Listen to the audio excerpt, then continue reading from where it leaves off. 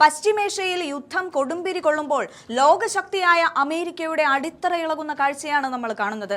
Iran Israel സംഘർഷം മുറുകുന്ന സാഹചര്യത്തിൽ American സൈനിക ശേഷിയെക്കുറിച്ചും രാഷ്ട്രീയ സാഹചര്യത്തെക്കുറിച്ചും പുറത്തുവരുന്ന വാർത്തകൾ ട്രംപ് ഭരണകൂടത്തിന് വലിയ തിരിച്ചടിയായിരിക്കുകയാണ് എന്ന് തന്നെ പറയേണ്ടി വരും.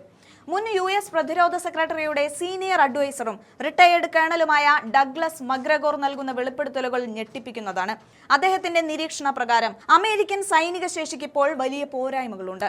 ദീർഘകാലം നീണ്ടു നിൽക്കുന്ന ഒരു യുദ്ധത്തിന് ആവശ്യമായ മിസൈലുകളോ ലോജിസ്റ്റിക് സംവിധാനങ്ങളോ നിലവിൽ അമേരിക്കയുടെ പക്കലില്ല എന്നതാണ് കൈപ്പേറിയ സത്യം. യുക്രൈൻ യുദ്ധത്തിനായി വലിയ അളവിൽ മിസൈലുകൾ നൽകിയത് US-ന്റെ ആയുധ ശേഖരത്തെ സാരമായി ബാധിച്ചിരിക്കുന്നു. മറുഭാഗത്ത് ഏതാനും $1000 മാത്രം വില വരുന്ന ഡ്രോണുകൾ ഉപയോഗിച്ചാണ് ഗൾഫ് മേഖലകളിലെ കോടിക്കണക്കിന് ഡോളർ മൂല്യമുള്ള അമേരിക്കൻ സൈനിക താവളങ്ങളെ ഇറാൻ തകർക്കുന്നത്.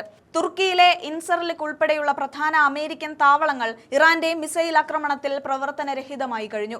ഇറാന്റെ ഭരണകൂടത്തെ അസ്ഥിരപ്പെടുത്തുക എന്ന ലക്ഷ്യത്തോടെ ഇറങ്ങിയ അമേരിക്ക ഇപ്പോൾ സ്വന്തം സൈനികരുടെ ജീവൻ പണയപ്പെടുത്തിയുള്ള സാഹസത്തിനാണ് മുതിരുന്നത്.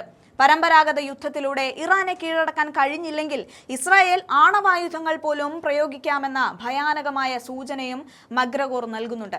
അമേരിക്കൻ കോൺഗ്രസിന്റെ രാഷ്ട്രീയ തീരുമാനങ്ങൾ ഇസ്രായേൽ ലോബിയുടെ താൽപര്യങ്ങൾ സംരക്ഷിക്കാൻ മാത്രമുള്ളതാണെന്നും അദ്ദേഹം വിമർശിക്കുകയാണ്. യുദ്ധകളത്തിലെ ഈ പ്രതിസന്ധികൾക്കിടയിൽ അമേരിക്കയ്ക്കുള്ളിൽ തന്നെ ട്രംപ് ഭരണകൂടത്തിനെതിരെ ജനരോഷം ഇരമ്പുകയാണ്.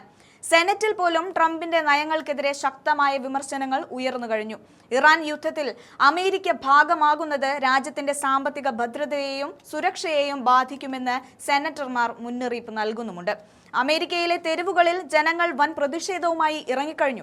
യുദ്ധം വേണ്ട, സമാധാനം മതി എന്ന മുദ്രാവാക്യം ഉയർത്തി ആയിരക്കണക്കിന് ആളുകളാണ് വാഷിംഗ്ടൺ DC-യിലും മറ്റ് പ്രധാന നഗരങ്ങളിലും പ്രതിഷേധിക്കുന്നത്. സ്വന്തം രാജ്യത്തെ പ്രശ്നങ്ങൾ പരിഹരിക്കുന്നതിന് പകരം മറ്റൊരു രാജ്യത്തെ ആഭ്യന്തര കാര്യങ്ങളിൽ ഇടപെടുന്നത് അംഗീകരിക്കാനാവില്ല എന്നാണ് ജനങ്ങളുടെ പക്ഷം. ഈ പ്രതിഷേധങ്ങൾ വരാനിരിക്കുന്ന തെരഞ്ഞെടുപ്പിൽ ട്രംപിന് വലിയ വെല്ലുവിളിയാകുമെന്നത് ഉറപ്പാണ്. ഇറാൻ, റഷ്യ, ചൈന എന്നീ രാജ്യങ്ങൾ ഒരു സൈനിക സഖ്യമായി മാറിയാൽ അത് അമേരിക്കയുടെ ആഗോള മേധാവിത്വത്തിന് തന്നെ അന്ത്യം കുറിച്ചേക്കാം. യുദ്ധം തുടങ്ങിയവർ തന്നെ അത് അവസാനിപ്പിക്കട്ടെ എന്ന നിലപാടിലാണ് ഇറാൻ. അങ്ങനെ സംഭവിച്ചാൽ ദീർഘകാലം ഈ യുദ്ധം തുടരാൻ അമേരിക്കയ്ക്ക് സാധിക്കില്ല എന്നത് ഉറപ്പാണ്. ചുരുക്കത്തിൽ പുറത്തു യുദ്ധവും അകത്ത് ജനരോഷവും നേരിടുന്ന അമേരിക്ക ഇപ്പോൾ ചരിത്രത്തിലെ തന്നെ ഏറ്റവും വലിയ പ്രതിസന്ധി ഘട്ടത്തിലൂടെയാണ് കടന്നു പോകുന്നത് എന്ന് തന്നെ പറയേണ്ടി വരും.